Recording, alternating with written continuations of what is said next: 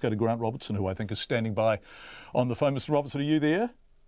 I am, John. Nice to talk to you. Welcome to Checkpoint. It's nice to have you both on the program. This plays to the Nats more than it plays to Labor, doesn't it? Because actually what it says in the short term is precisely what National is saying, is there's just enough money for steady as she goes.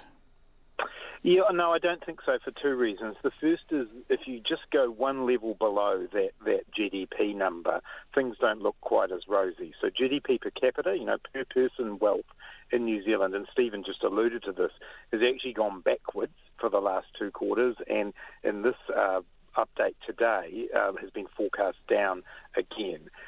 Exports are flat, productivity, output per hour, flat as well. Except isn't that problematic for you more than National? I'm sorry to interrupt, but isn't that more problematic for you than National? Because if you are the party of reform, if you are the party of re-engagement with the disconnected underclass, if you are the party that is going to make a difference by spending, there is less than you had hoped to spend.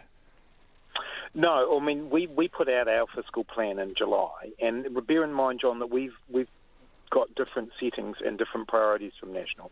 So we're not doing the tax cut package that they proposed in the budget in May.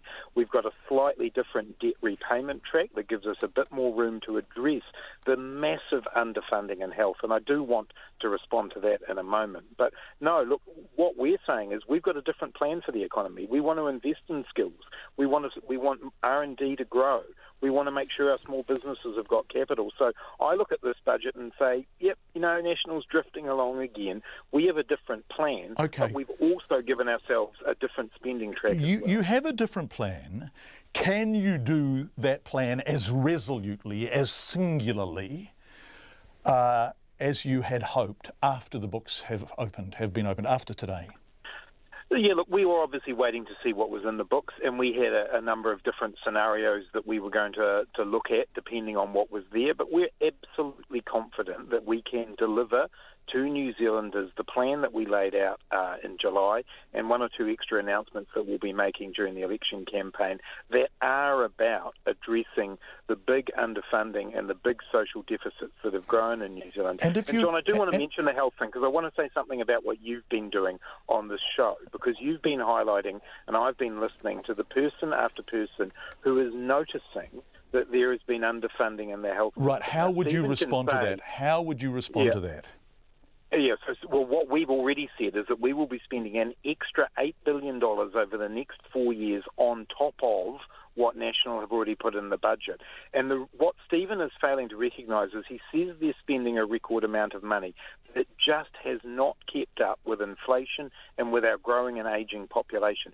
$2 billion worth of not keeping up. So what we've committed to is that in every budget we will fund for inflation and for population growth, and we will begin to restore the underfunding that's happened. Stephen, wants to make out that's not happening, but the people you are talking to every day are experiencing what happens when you don't put $2.3 billion into the health budget. Right, we've heard Stephen Joyce, and we hear the government, and they are articulating more of the same, inevitably after 9 years. And they are saying, actually, unemployment is down, wage growth is up. Growth isn't bad. In fact, it's not bad at all relative to just about everyone else in the OECD. What is Labor's point of difference in comparison to that? Well, our point of difference is that we want to see prosperity shared, John, and the reality is that on a per-person basis, our growth doesn't compare as well internationally. If you actually look at wages, this year, the year in which New Zealanders are actually living now, wages won't keep up with inflation. And I'm not the only person saying wage growth is sluggish. The Reserve Bank Governor and others have been saying that too. So what we're about is saying, yes, New Zealand, relative to the rest of the world, can point to a top-line growth rate that looks good. But actually, on the ground, people know that they're struggling to get ahead.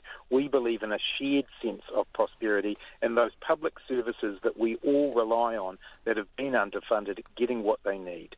Grant Robertson, who is Labor's finance spokesperson.